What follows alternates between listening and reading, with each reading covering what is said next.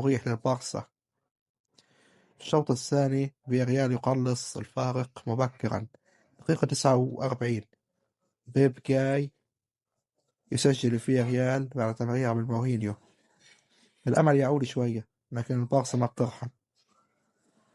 دقيقة 69 لامين يامال يكمل الهاتريك، تمريرة عبقرية من بيدري. يامال ينفرد ويضعها في الزاوية البعيدة بيسراه الساحرة.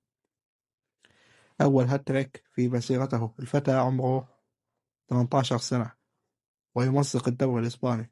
والختام حلو. دقيقة 90 روبرت ليفاندوفسكي يدخل كبديل ويختتم المهرجان بهدف رائع. هدف رابع بعد تمريرة من كوندي. انتهت المباراة، برشلونة يفوز بجدارة. نجم المباراة بدون